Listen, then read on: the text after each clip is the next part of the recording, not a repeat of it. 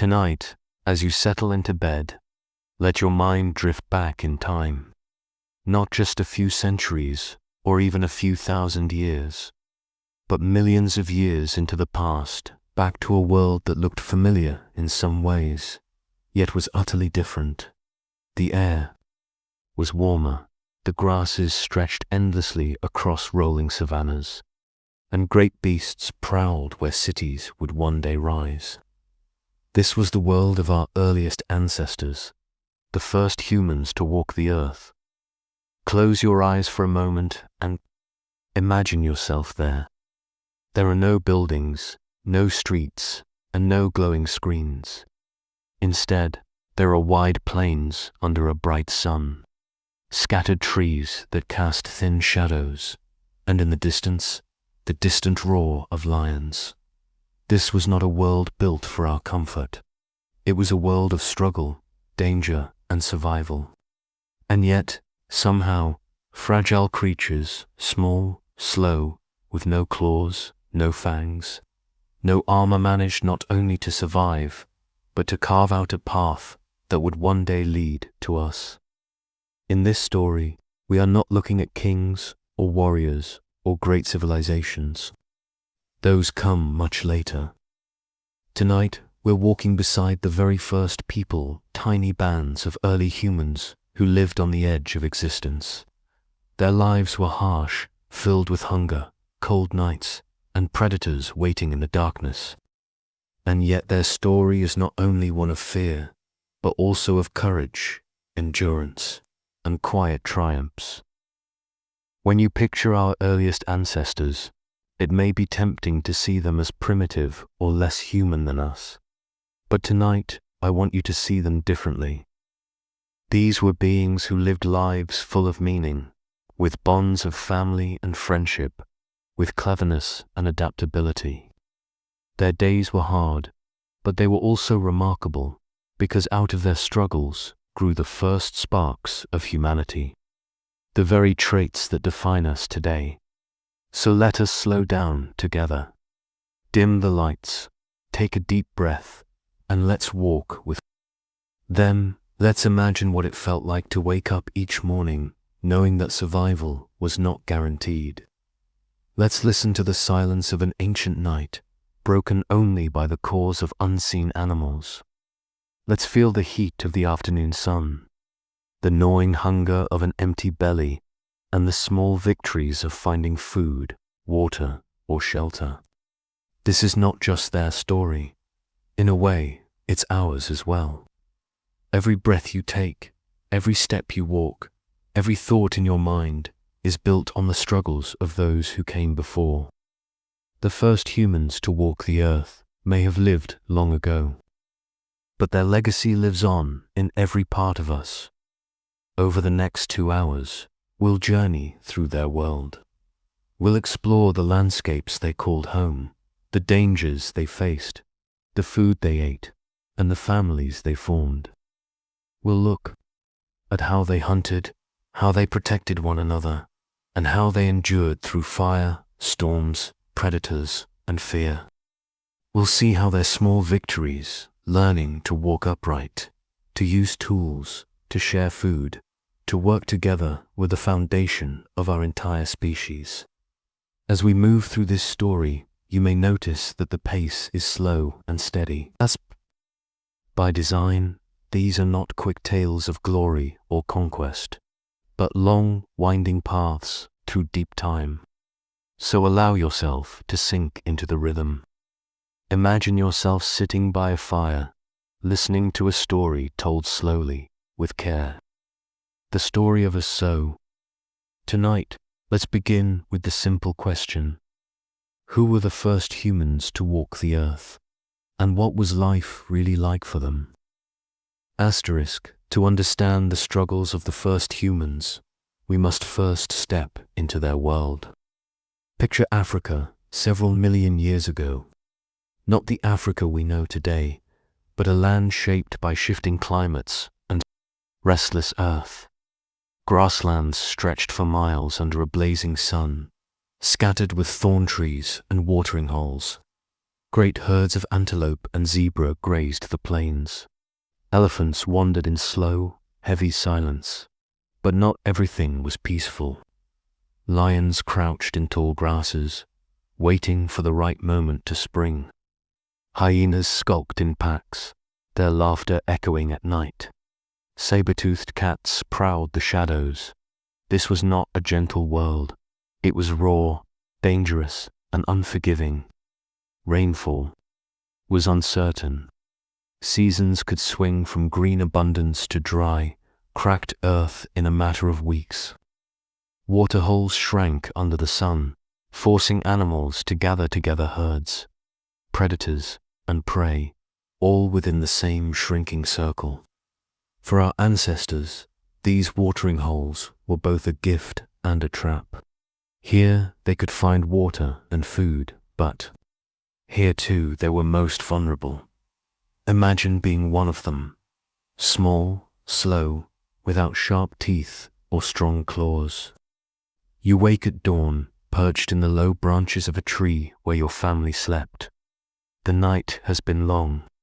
You heard the sound's roars, screeches, the snapping of twigs as predators moved below. The darkness was never safe. But now the sky is warming with the first light, and you must climb down. Hunger drives you, thirst drives you, but fear never leaves. Every day was a gamble. A wrong step, a careless moment, and you might end as someone else's meal. Leopards could climb trees and drag off the unwary. Eagles with wings wider than your outstretched arms swooped down to snatch the smallest children. Even the grass itself could hide death. A ripple, a movement, and suddenly a lion was upon you. And yet, despite these dangers, early humans endured. They learned the rhythm of the land. They knew which trees offered the sweetest fruit, which roots could be dug up when times were lean. They watched the skies for vultures, whose circling wings meant a carcass was nearby. They learned to listen to the alarm calls of birds and monkeys, which warned of predators. But their struggles were not just with animals. The climate itself was a powerful force. Africa at this time was changing. Forests that once covered much of the land were shrinking, replaced by open grasslands. This shift forced our ancestors to adapt. Where once they could hide among thick trees, now they had to cross open spaces. Where once food was plentiful in the canopy, now they had to search far and wide for scattered plants. This change may have been one of the reasons why our ancestors began to walk upright, to move efficiently across long distances, to see over the tall grasses, to carry food and children in their arms. But imagine what that meant, walking upright, across a savanna where lions hunted. Every step into the open was a risk. The heat pressed down relentlessly. There was no shade, no safety, just the endless grass, the beating sun, and the possibility of death waiting out of sight. To live in such a place required more than strength. It required awareness, memory, and cooperation. And cooperation was key. No single human could have survived alone. But in groups, there was safety. One could watch while another searched.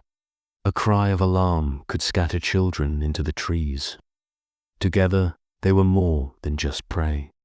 They were a community. And that community, fragile as it was, would one day change the fate of the earth. Asterisk. If you were to step into that ancient landscape we just described, you might not immediately notice the first humans among the animals. They were small, much smaller than us. A grown adult might stand only 4 feet tall. Their arms were still long, their bodies lightly built. In many ways, they looked more like apes than modern people. And yet, there was something different about them, something that would change everything. They walked on 2 legs. Walking upright was the first great break from the life of the forest. For millions of years, our primate ancestors had moved through the trees, swinging branch to branch, climbing for fruit, and sleeping safely above the ground. But as the climate shifted and forests thinned, some groups came down more often, and, on the ground, standing upright made a difference. Imagine standing in the tall grass. On all fours, the view is limited. Danger could be just a few steps away, hidden from sight. But standing upright, you could see further across the plains, toward the horizon. You could spot predators before they spotted you. You could also see fruiting trees, distant water, or the path of a herd moving far ahead. But walking on two legs wasn't just about seeing. It freed the hands. With hands no longer needed for walking, they could carry food, pick up stones, and cradle a child. Over time, this freedom of the hands would open the door to tools, weapons, and art. But in these early days, it was simply a small edge in survival. The first walkers we know best are called Australopithecus. Their fossils tell us they lived in Africa between about 4 million and 2 million years ago. They still climbed trees, their long arms suited for grasping. But their legs and hips show that walking upright was already their way of life. It wasn't easy. Bipedalism had costs. The spine, hips, and feet had to adapt. Walking upright made childbirth more difficult, as the shape of the pelvis narrowed. Running fast was harder compared to four-legged animals, and standing tall meant exposing more of the body to the harsh sun. But somehow, the advantages outweighed the dangers. Think of it this way. Walking upright was like placing a long bet on the future. It didn't make early humans the strongest or the fastest in the moment, but it set the stage for endurance, for persistence, for the ability to move far, carry more, and slowly turn weakness into strength. Fossils show us footprints left in volcanic ash nearly 4 million years ago at a place called Latoli in Tanzania. They are among the oldest human footprints ever found. Two individuals walked side by side, perhaps a parent and child, their steps pressed into the soft ash that hardened into stone. When you look at those prints today, it feels like time collapses. The steps are so familiar, so human. You can almost picture them walking across the plain, glancing at the sky, unaware that their path would one day be remembered millions of years later. What did daily life look like for these first walkers? It was simple, but never easy. They moved in small groups, perhaps a dozen or so, searching for food. Their days were spent gathering roots, fruits, and leaves. Sometimes they cracked nuts with stones. Sometimes they scavenged meat left behind by predators. Nights were spent huddled together, likely in trees for safety, resting lightly, always aware of sounds in the dark. And though their minds were simpler than ours, they were not empty. They felt fear, hunger, joy, and loss. They cared for one another, especially the young. They remembered safe paths and dangerous places. They learned from the past and acted with foresight. In them, we can see the outlines of what we would one day become. The shift to upright walking also marked the beginning of a long journey of identity. No longer bound only to the forest canopy, these early humans began to claim the ground as their home. Slowly, step by step, they became creatures of two worlds, still climbing, but increasingly rooted in the open lands of the savannah. And though they had no words as we know them, their bodies told stories. A pointing hand, a warning call, a glance that sent children running. These first walkers lived not just as individuals, but as members of a group, linked by survival. When you think of the first walkers, don't picture them as primitive shadows of us. Picture them as pioneers. Their bodies carried the first experiment in a way of life that would define humanity. They were fragile, yes, but every upright step was a quiet act of defiance against the dangers of their world. Every footprint in the dust was a promise of what was to come. Asterisk, if there is one thing that shaped the lives of the first humans more than anything else, it was food. Every day began with the same question: what will we eat, and how will we find it?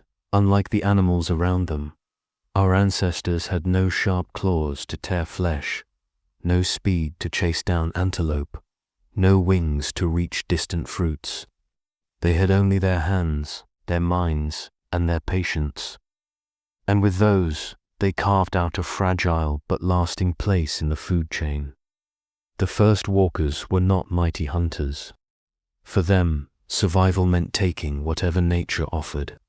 Much of their diet came from plants, roots dug from dry soil, berries picked from thorny bushes, fruits gathered when trees were in season. Tubers and roots were especially important, because they could be dug up even in harsh times, when other foods had vanished. But they were tough and often bitter. To chew them required strong jaws and teeth that could crush and grind. Fossils show that the teeth of early humans were worn down, scratched, and pitted by years of chewing hard. Fibrous plants, still, plants were not enough. They provided energy, but not all the nutrients. To grow, to heal, to think, they needed protein and fat. And here lies one of the great challenges of their lives: finding meat. Meat did not come easily. To hunt large animals outright was impossible. Early humans were small, slow, and fragile. A zebra, an antelope, even a young buffalo could outrun them, fight them off, or kill them with a single kick. So instead of hunting in the beginning, they scavenged. They watched the skies for vultures, followed the cries of hyenas, and listened for the sounds of a kill. Where lions had fed and moved on, humans crept in. Where hyenas cracked bones, humans waited until they left behind scraps. Scavenging was risky. Imagine approaching a carcass where lions had just eaten. The ground is still bloody, the smell of death thick in the air. Hyenas lurk nearby, ready to challenge anyone who dares to steal. But sometimes, if the timing was right, humans could dash in, snatch a piece of flesh, or crack open a bone with a stone to reach the rich marrow inside. That marrow, hidden and safe from teeth too weak to break bone, was a prize that sustained them. It was a food few other animals could reach, but humans, with their clever hands and simple tools, could not. Not all scavenging meant stealing from lions. Sometimes an animal died of injury, disease, or exhaustion. Early humans would come across the body and make use of it. To us, the thought may feel unpleasant, but for them, it was life. To waste nothing meant survival. And it wasn't just large animals. Small creatures filled their diet too. Insects, fat, protein, rich, abundant. Termites plucked from mounds, grubs dug from rotten wood, locusts gathered when swarms passed. These were not snacks, but meals. Even today, in many parts of the world, people eat insects as a regular part of their diet. For our ancestors, they were vital. Reptiles and small mammals were also hunted when possible. Lizards, snakes, rodents, creatures that could be caught with hands, sticks, or simple traps. Every small catch was worth the effort, every scrap of meat shared among the group. Honey was another treasure. High in energy, sweet and rare. It was worth the risk of climbing into a tree filled with angry bees. The smoke of fire would one day make it easier, but even before fire, brave climbers must have endured stings for a taste of golden sugar. For children especially, honey must have been unforgettable, a rare burst of sweetness in a world of bitter roots and tough meat. What is striking is not just what they ate, but how much time it consumed. Gathering food was the work of the day. There were no pantries, no stores, no stored harvests. Each day, the group searched, tested, and tasted.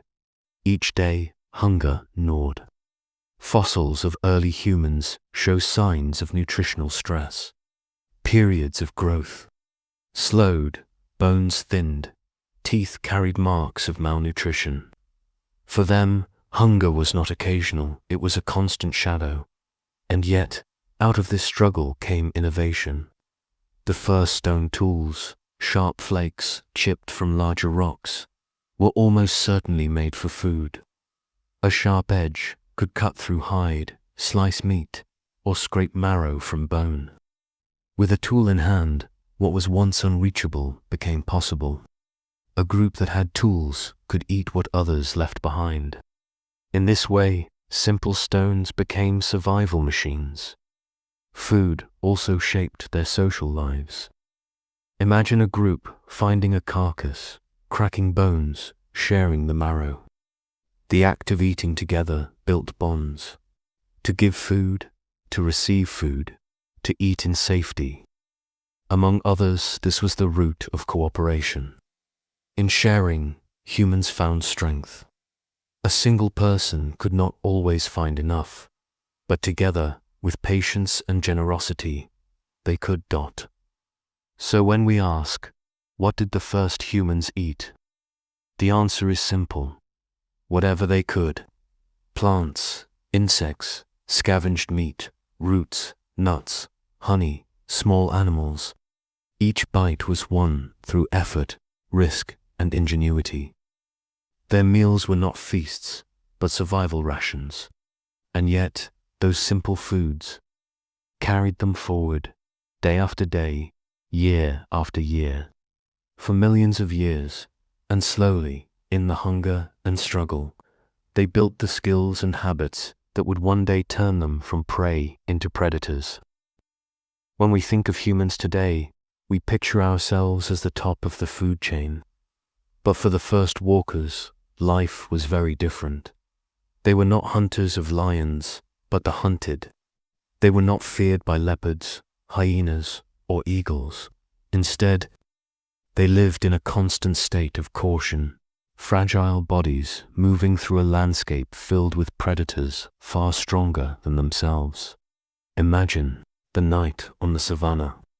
The sky darkens, stars glitter above, but the ground below comes alive with sound. Hyenas laugh in the distance. Lions roar, their voices rolling like thunder. The air is thick with the scent of animals, blood, and dust. For our ancestors, this was the most dangerous time of all. In the dark, eyes glowed, footsteps circled, and every shadow could be death. Without fire, the night was terrifying. There was no safe light, no torch to drive away danger. Families huddled together in trees or rocky shelters, holding one another, for warmth and safety. Sleep came lightly, broken often by the need to listen. Every snap of a twig, every rustle of grass, could mean a predator was near. Leopards were among the most dangerous. Silent, stealthy, and strong, they could climb trees almost as easily as humans. Fossils even show marks on ancient skulls that suggest leopards dragged away early humans as prey. To a leopard, a small hominin was no different from a monkey or antelope, just another meal. Hyenas were another constant threat. In packs, they could overwhelm almost anything. Their jaws were powerful enough to crush bones, and they were fearless scavengers. If humans tried to take meat, hyenas were there, ready to challenge them. If humans died, hyenas would not hesitate to consume them, and above, from the sky, came dangers too. Giant eagles, with talons as long as knives, swooped down to snatch small children. Evidence from bones shows that our earliest relatives were sometimes carried off in this way. Even the skies were not safe. So how did they survive, living so low on the food chain? Their strength was not in power, but in awareness. They learned to read the land like a book. They listened for warning cries from birds or monkeys. They noticed the sudden silence of the grass when danger approached. They learned which trees had strong branches, which rocks could be climbed quickly, and which paths led to safety. And they survived through numbers. A lone human was easy prey. A group, though small, could watch in every direction. One could cry out, and all could scatter.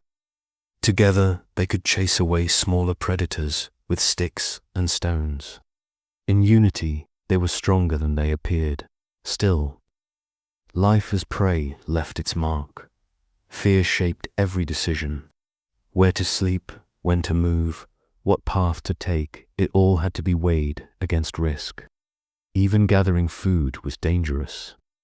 To bend and dig a root meant lowering your guard. To climb a tree for fruit meant leaving the safety of the group. Hunger pressed them forward, but fear always pulled them back. And yet, even in this fragile state, something remarkable was happening. Living as prey sharpened the senses. It forced early humans to become careful, observant, and resourceful. They could not rely on strength, so they relied on awareness. They could not fight alone, so they relied on one another. Their weakness, over time, became a strange kind of strength. Picture again a small group at dusk.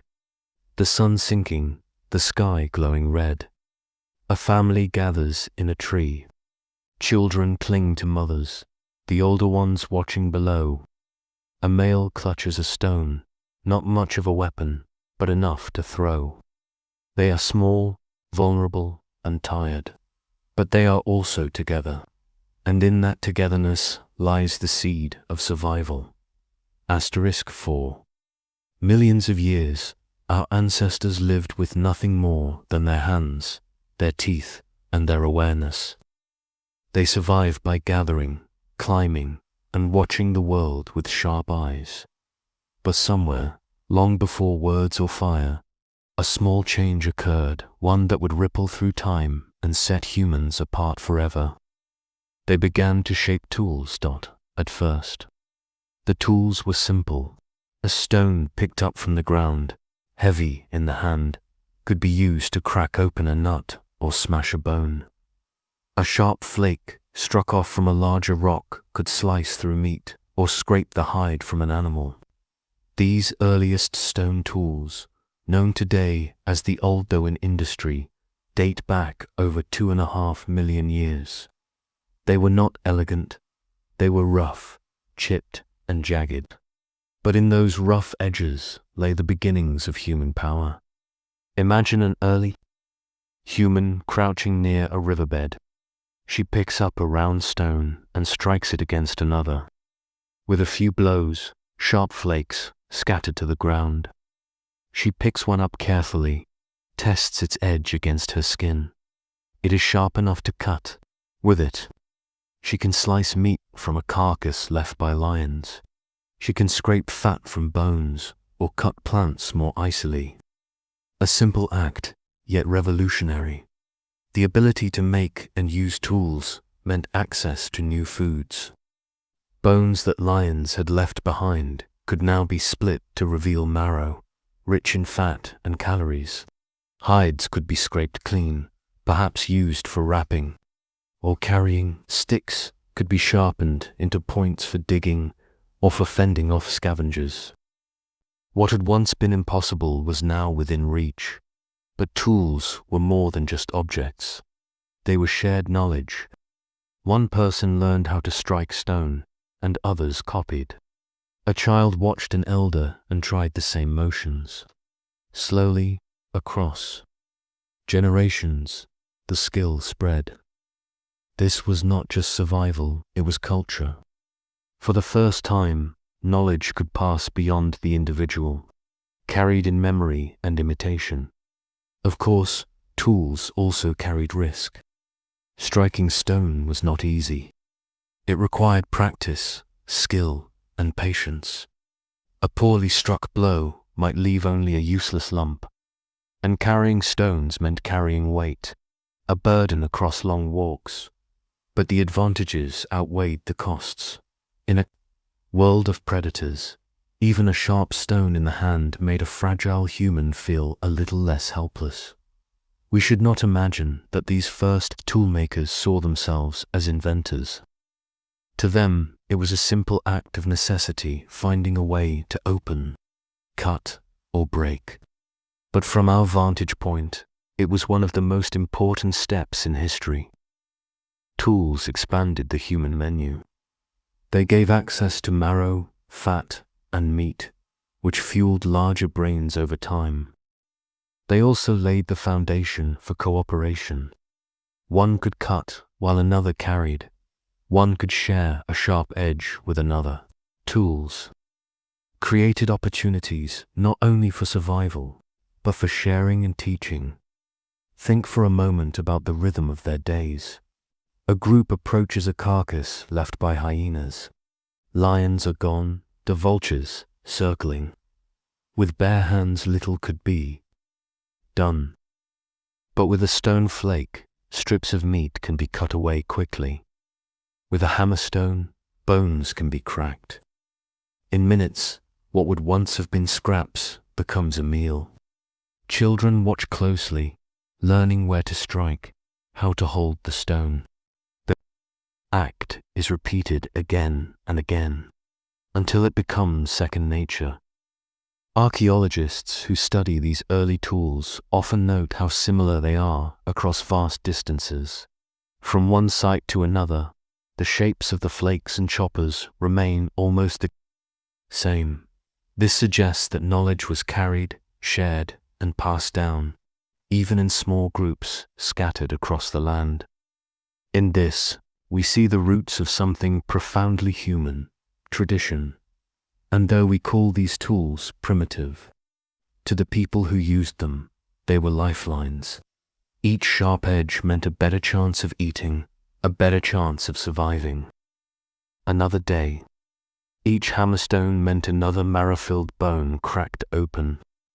These simple objects carried hope in their rough surfaces.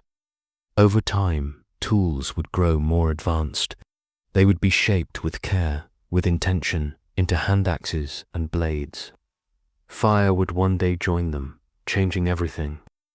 But in these early moments, even the simplest flake of stone was enough to tip the balance, if only slightly, in favor of survival. So as we imagine the first walkers, crouched by a river, striking stone against stone, let's see the scene not as crude or primitive, but as the birth of something profound, a quiet revolution carried in the palm of a hand, with every chipped stone. The first humans gained not just food, but a little more control over a world that so often controlled them. And from that control, however small, came the first sparks of human confidence, the idea that survival was not only about reacting, but about shaping the world in return. If tools gave the first humans sharper edges against the world, it was family and community that gave them strength. Alone, an early human was weak, vulnerable to predators, hunger, and fear. But together, even a small band could create safety, share food, and pass on knowledge. It was not strength of muscle that carried them forward, but strength of connection. Picture a group waking at dawn. They have spent the night huddled in the branches of a tree, the smallest children tucked safely. In the middle, their parents keeping watch on the edges. The night has been filled with sounds, the calls of hyenas, the rustle of grass, the cries of owls. Sleep was light, broken by the need to listen. But as the sky glows with morning light, the danger lessens. Slowly, one by one, they climb down.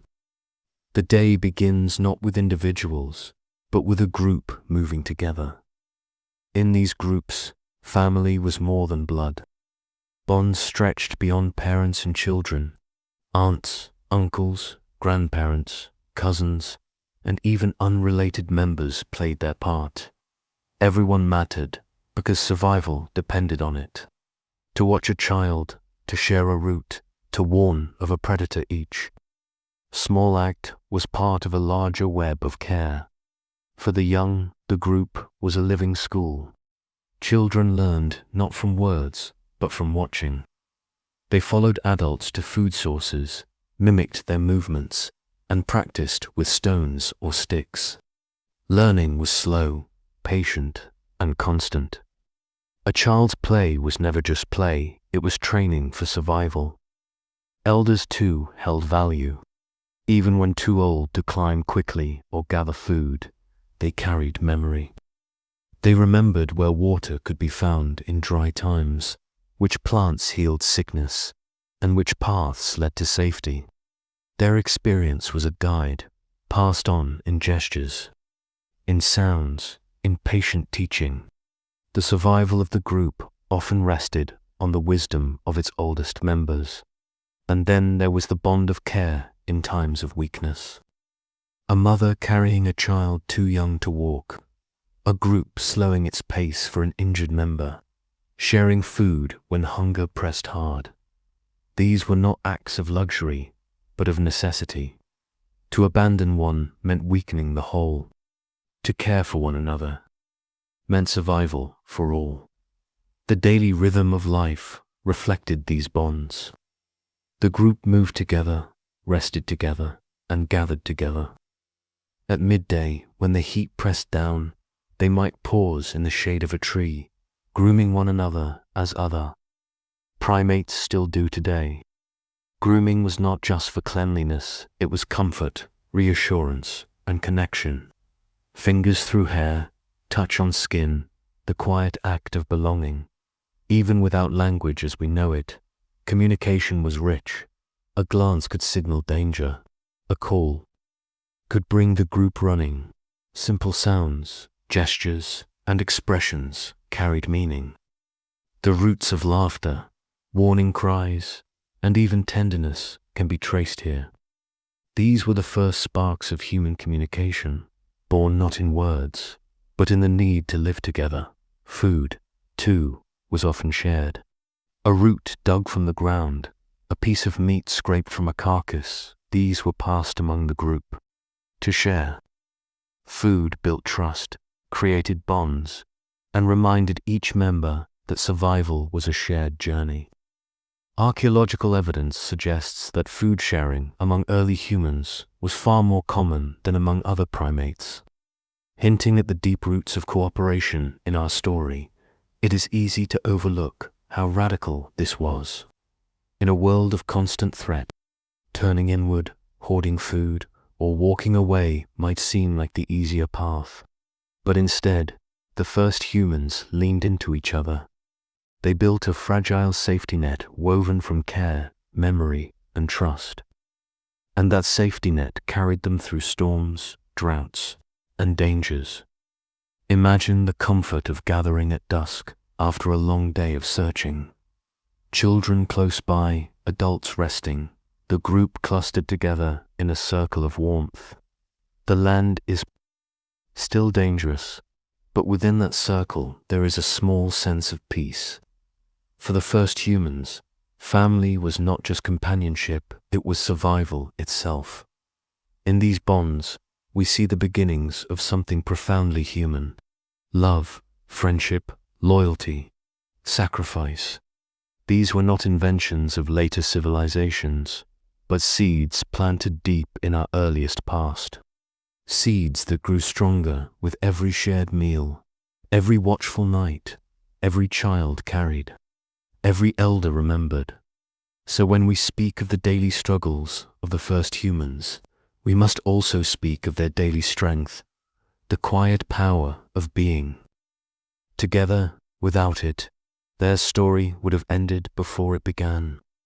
With it, they endured, step by step, through a world that was always testing them. When we think of eating today, we imagine choice. We open a cupboard, a refrigerator, a store. For the first humans, there was no choice, only opportunity. And often, opportunity came in the form of death. Scavenging was not glamorous, but it was essential. To scavenge meant to take what was left behind, to snatch scraps from the jaws of the wild. For our ancestors, who lacked the speed to chase gazelles or the strength to wrestle buffalo, it was one of the few ways to get precious meat. Imagine the scene: the sun is high, the savannah buzzing with flies. In the distance, vultures circle in lazy spirals. Their wings catch the light as they drift lower, lower. For early humans, this was a signal, a sign that somewhere ahead, an animal had fallen. It might be a zebra killed by lions, an antelope struck down by injury, or even a carcass left half-eaten in the chaos of the hunt. The group approaches cautiously. The smell reaches them first, thick and sour in the air. The ground is torn with paw prints, blood stains the grass. Bones lie scattered. The lions are gone, but not far.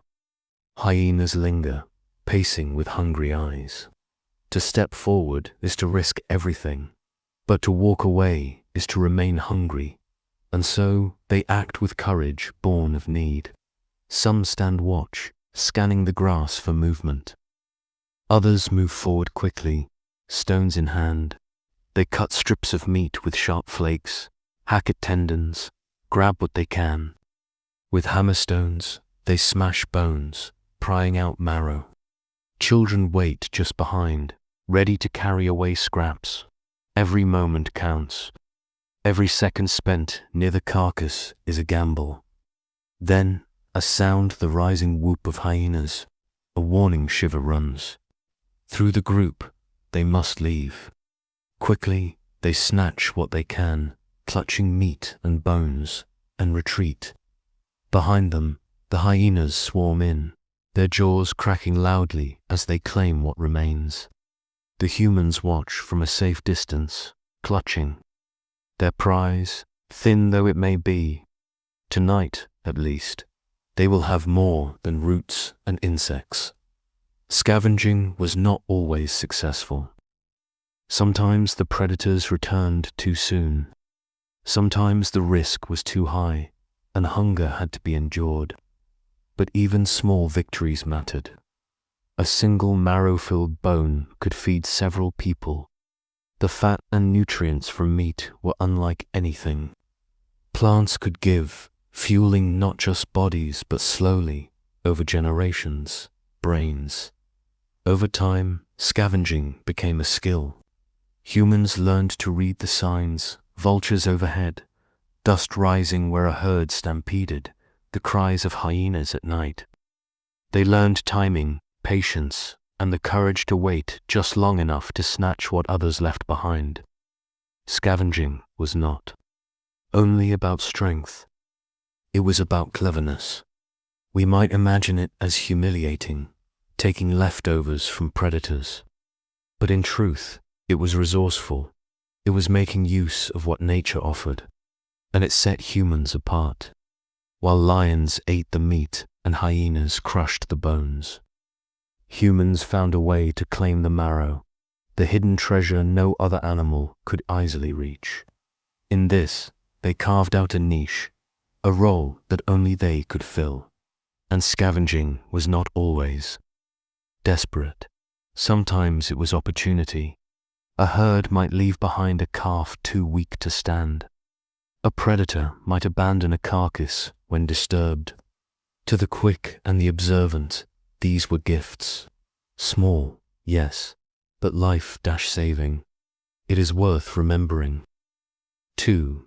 That scavenging was not just about food. It was about courage, cooperation, and memory.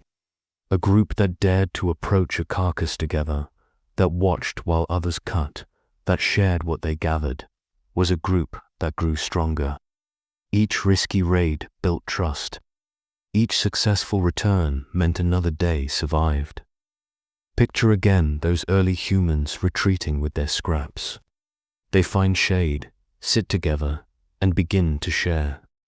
A child gnaws at a strip of meat. An elder sucks marrow from a bone.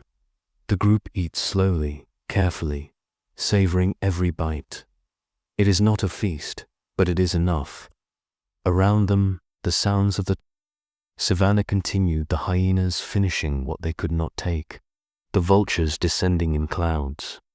But within the circle of the group, there is relief, and perhaps even joy. Scavenging may seem small, but it was a turning point. It taught humans to watch, to wait, to take chances. It taught them that weakness could be turned into strength if they were clever enough.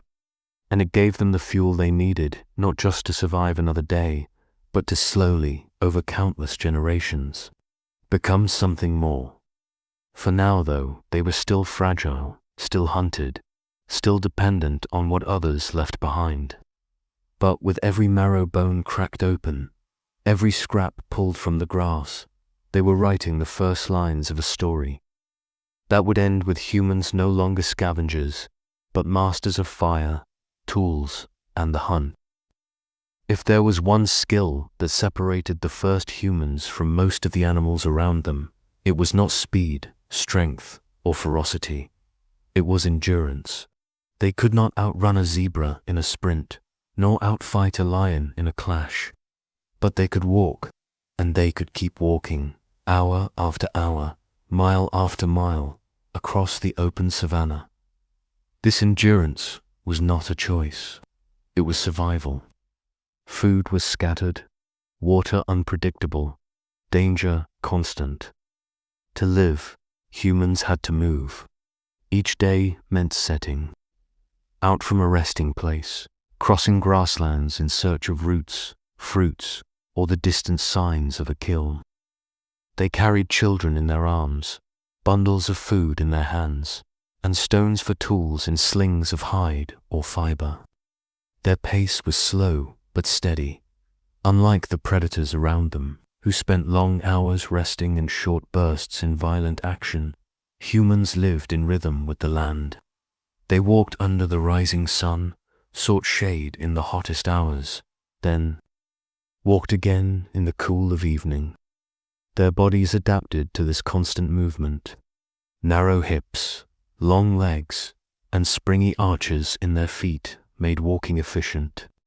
Sweat cooled their bodies when the sun burned overhead, a natural system that allowed them to keep going long after other animals collapsed from heat. Some scientists believe that this endurance opened the door to persistence hunting, the ability to chase animals not with speed, but with time. Imagine a small group following an antelope under the blazing sun. The animal sprints, leaving them far behind. But they do not stop.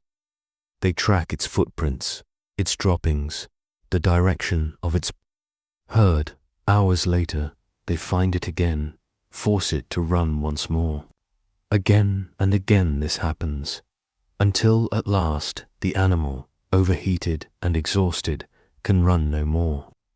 The humans, steady in their pace, catch up and claim the prize. It is not strength that wins, but patience, awareness, and endurance, even if persistence. Hunting was rare in the earliest times. The pattern of movement was the same. Humans were travelers, not sprinters. Their survival depended on covering ground, knowing the land, and never giving up the slow pursuit of food and safety. Movement also meant exploration. As groups followed herds and seasons, they ventured further into new territories. Rivers became guides. Hills became markers. The stars above, the paths of the sun and moon, became familiar. They learned not just where to find food, but how to move through a landscape that was always shifting. But endurance carried costs too. Walking long distances meant exposure crossing open ground where predators watched. Carrying infants slowed the pace, making groups more vulnerable. Injuries to feet or legs could spell disaster, leaving someone behind or forcing the group to slow. Still, the risk was worth it. A group that stayed too long in one place risked hunger. A group that moved, no matter the danger, had a better chance of finding what they needed. Movement shaped social life as well. Groups had to be small enough to travel quickly, but large enough to defend against threats. They had to balance the needs of the young and the old, carrying some, waiting for others. Each journey became a test of cooperation, and within those long walks, there must have been moments of quiet connection. The sound of footsteps in the dust, the hum of insects in the heat, the soft call of a mother to her child. These journeys were not just survival, but shared experience, the foundation of belonging.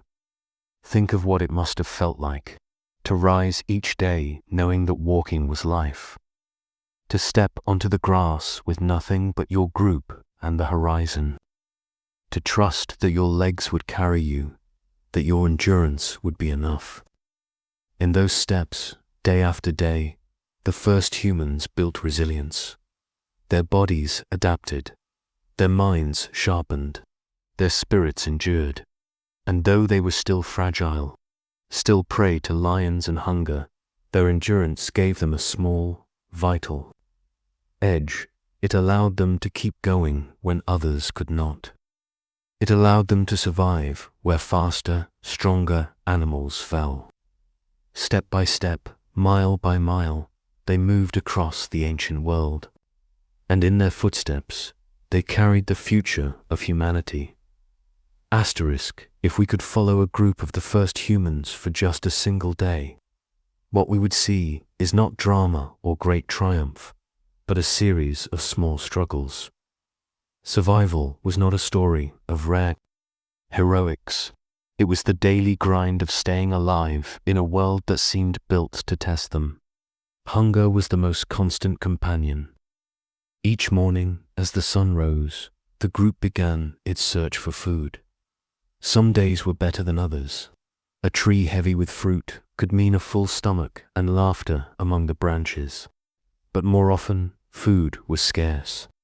Roots were hard to dig, nuts difficult to crack, berries bitter or few.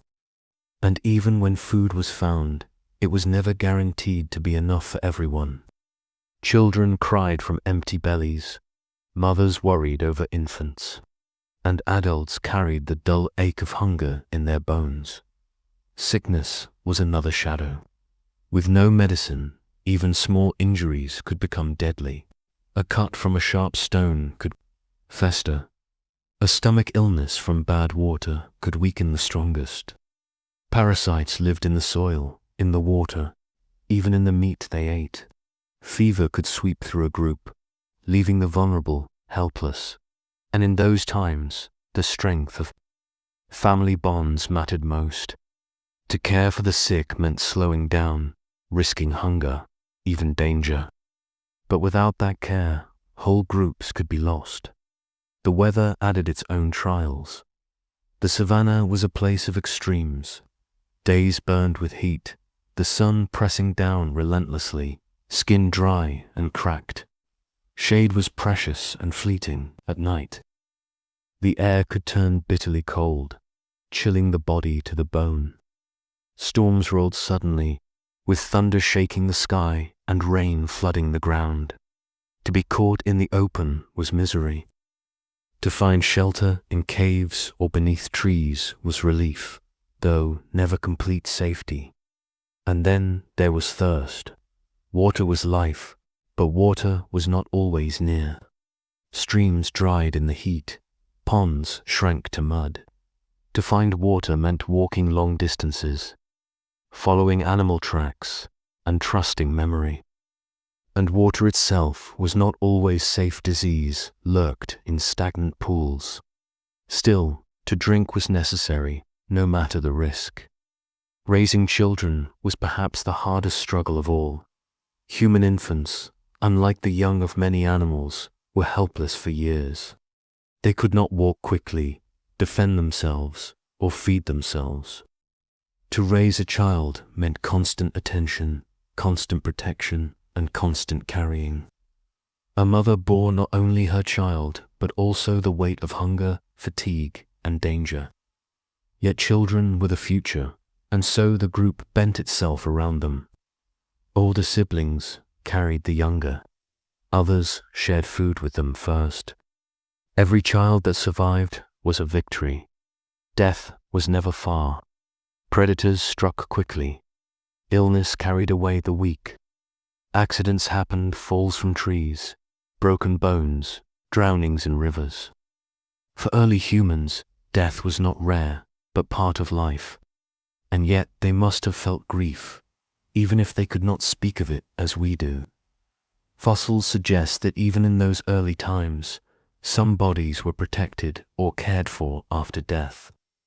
To lose a member of the group was to lose part of the whole, a gap felt by all. Despite these struggles, life had moments of rest and even joy. The bonds of family brought comfort. Grooming one another in the shade, sharing food, watching children play, these were not luxuries, but vital acts that gave meaning to their harsh days. Even laughter, in its earliest forms, must have existed. A spark of joy in a dangerous world. But overall, life was a test of endurance. Every day demanded choices: when to move, when to rest, when to wait. Every day demanded resilience.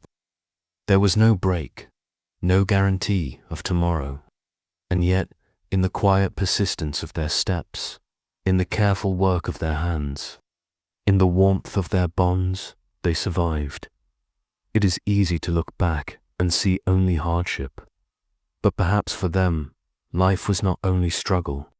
Perhaps the sight of a sunrise, the taste of ripe fruit, the relief of water on a hot day carried more meaning than we imagine. Perhaps, in those fleeting moments of safety and plenty, they felt joy as deeply as we do. The daily struggles of the first humans were heavy, but they were also the forge in which humanity was shaped.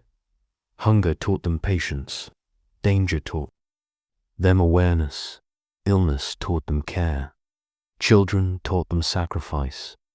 Each struggle carved resilience into their bodies and minds.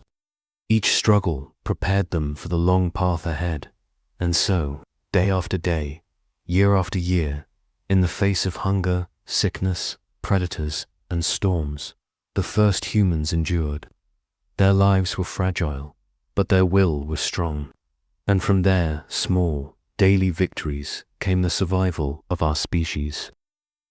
When we look at the story of the first humans, one truth rises above all others. They were weak alone, but strong together.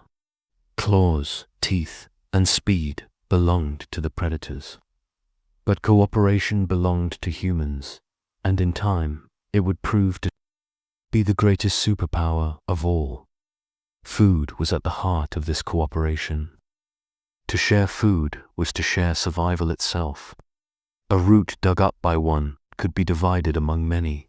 A marrow bone cracked open by skilled hands gave nourishment not just to the strongest, but to the youngest and oldest as well. In a world where meals were scarce, giving food was more than kindness, it was an investment in the group.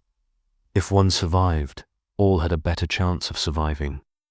This food sharing created bonds of trust. A child who received food from others grew into an adult who remembered that care. A mother who was given help in times of need would one day help another. In these exchanges, a cycle was built of generosity, memory, and obligation.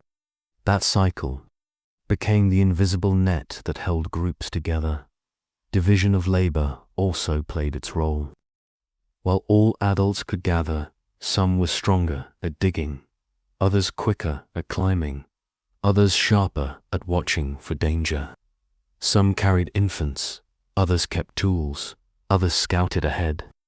These roles were not rigid, but flexible, shifting with need. What mattered was the willingness to contribute.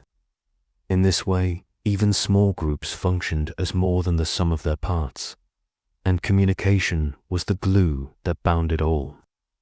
Though the first humans had no complex language as we know it, they had sounds, gestures, and expressions. A sharp call of alarm could scatter the group from danger. A pointed finger could guide others toward food. A comforting touch could soothe a frightened child. Slowly, over generations, these gestures and calls became more varied, more meaningful. In the flicker of an expression, the lift of a hand lay the first steps toward language. Cooperation extended beyond food and safety. It appeared in teaching. Children learned by watching, but also by guidance. An elder might show a child how to strike stone, how to dig a root, how to find water by the bend of a tree's roots. Knowledge was not hoarded but passed on, ensuring the group's survival after the elder was gone. This passing down of wisdom was one of humanity's first cultural acts. Even protection itself was cooperative. A single person could not face a lion, but a group, shouting, throwing stones, and waving sticks, could sometimes drive it away. Unity turned fragile bodies into something more formidable. Predators learned caution when faced with a band of humans acting as one. What is striking is that cooperation was not limited to necessity. Archaeologists believe early humans may have cared for the injured or weak. Fossils show bones that healed from serious breaks, injuries that would have killed without help.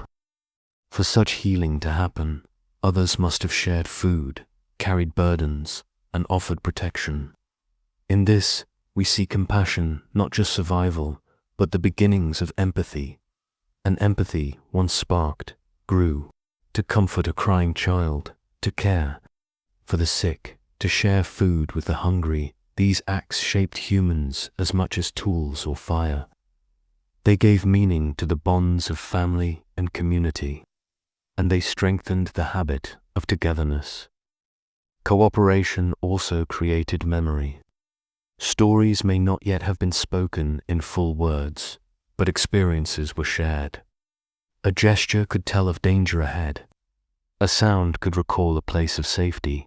Slowly, humans began to weave their lives into shared narratives, even if those narratives were made of signs rather than sentences. In this, the first threads of culture were spun.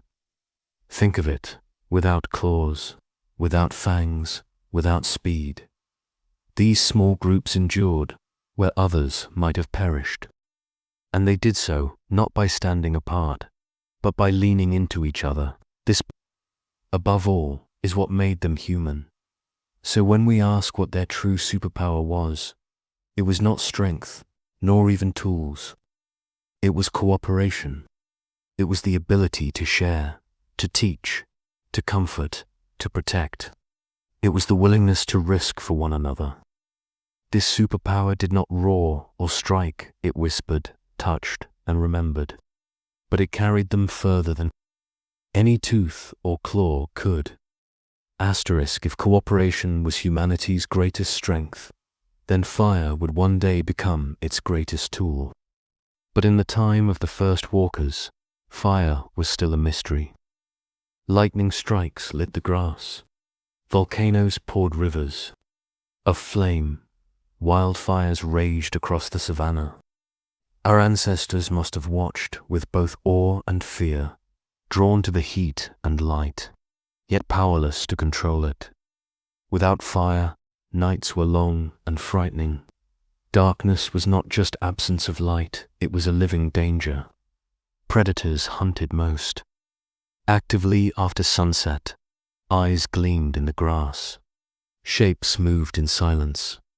For small, fragile humans, the night was a time of deep vulnerability. Sleep came lightly, broken by the crack of twigs or the cry of beasts. To survive, they sought shelter. Trees were the oldest refuge. Climbing into branches, families huddled close, children tucked in the middle, adults on the outside. The height gave them some safety, though not from leopards or snakes that could climb as well. Still, it offered a small chance against the dangers below. Caves and rocky overhangs provided another kind of shelter. The stone walls offered shade by day and protection by night, but caves were not empty. Other animals, lions, hyenas, even bears claimed them as homes. To rest in a cave was to risk confrontation. Yet over time, humans learned to seek out smaller hollows, shallow rock faces, or abandoned shelters, places that offered at least some cover from the elements. Grass nests may also have been built, woven quickly from branches and leaves, like chimpanzees do today. These gave rest for a night, though never full safety, and still the cold crept in.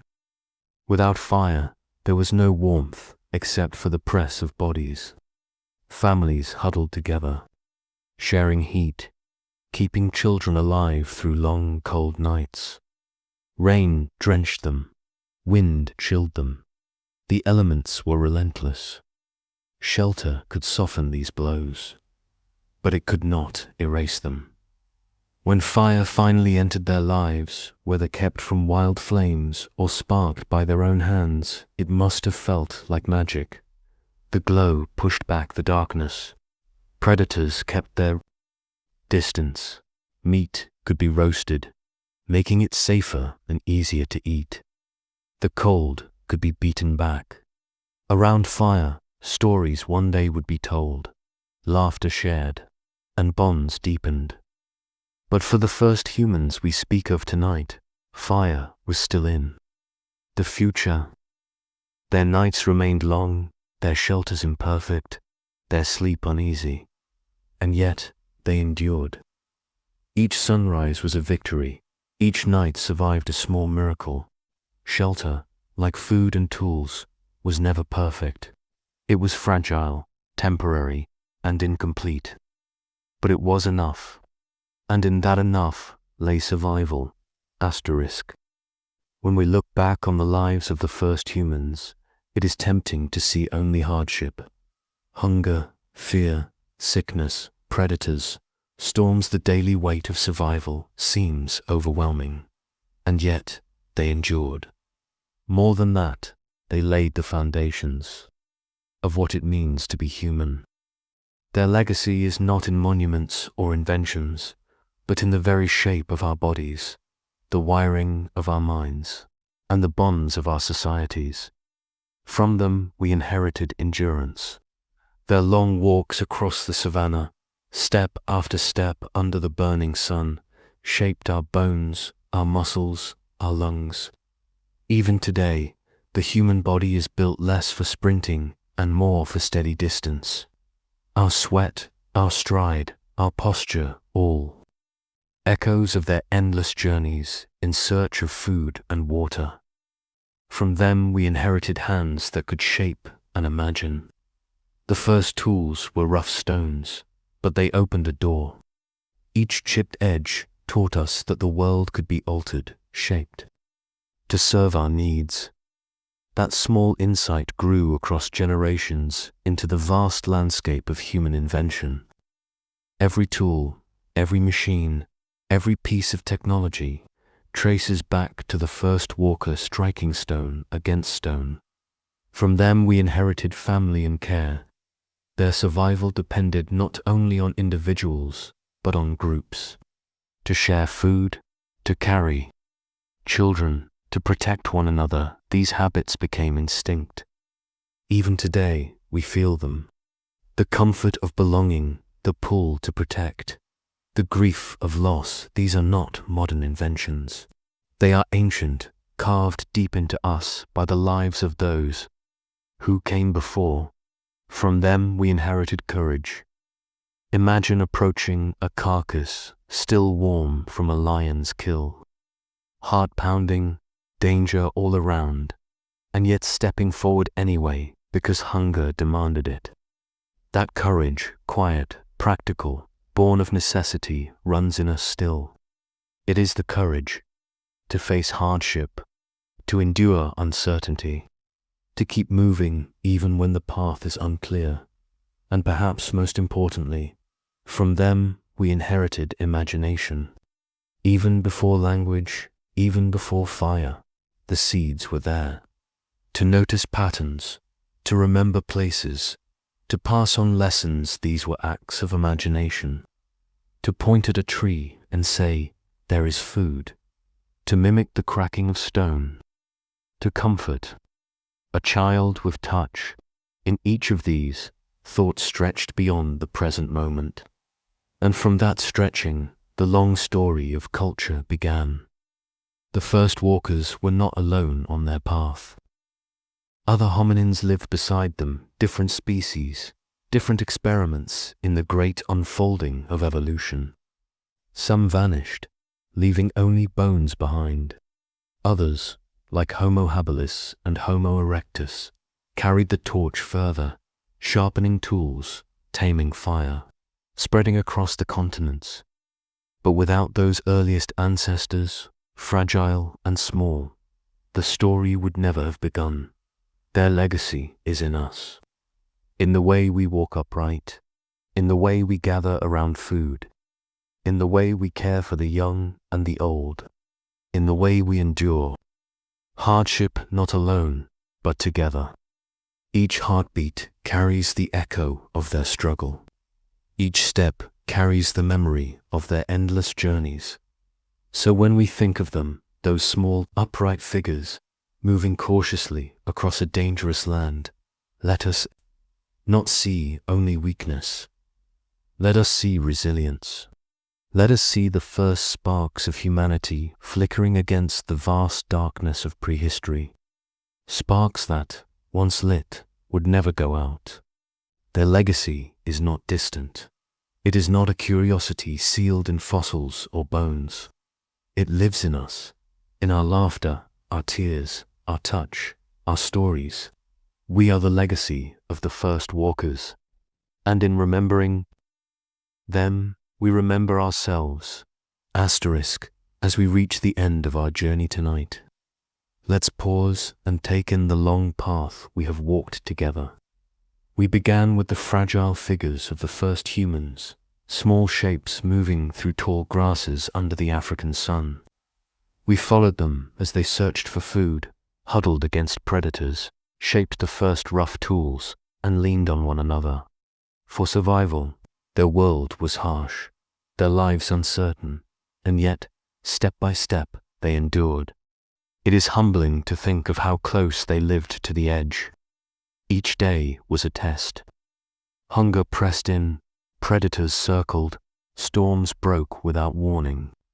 And still, they rose with the sun, gathered their children, and walked into the day. There were no guarantees, only the determination to continue. That determination was their quiet triumph, and from their struggles came the seeds of everything that makes us human: upright walking, endurance, and patient movement across the land. Hands that could shape tools, unlocking new ways of living. Bonds of family and cooperation that gave meaning to survival. Courage that turned weakness into opportunity. Imagination that stretched thought beyond the moment. All of these grew from lives lived in hardship, yet carried with resilience. When we look back, it is tempting to see only difference. They were smaller, their brains simpler, their lives rougher. But in truth, they were not strangers. They were us, in an earlier form. They felt fear as we do, joy as we do, love as we do. They cared for their children, they mourned their dead, and they found comfort in closeness. Across millions of years, that thread has not broken. And so, their story is not only history, it is memory. It is in the way we hold one another, the way we share food, the way we endure hardship together. It is in the way we laugh, the way we comfort, the way we imagine. Their legacy is alive in every heartbeat, every step, every breath we take. As you rest tonight, let your thoughts drift gently to those first walkers. Picture them in the glow of dawn, their silhouettes moving slowly across the plain. Children, at their sides, tools in their hands, eyes scanning the horizon. They do not know the future they are building, but they carry it with every step. They carry us. Close your eyes and imagine the rhythm of their lives, the steady pace of feet in the dust, the quiet sounds of gathering, the soft murmur of care within a small group. Let that rhythm soothe you, as steady and enduring as the heartbeat in your chest. The first humans lived in a world of danger, but they also lived in a world of wonder. They saw the same stars we see, the same sun rising and setting, the same moon casting its glow. In their gaze, in their footsteps, in their struggles, we find a mirror of ourselves.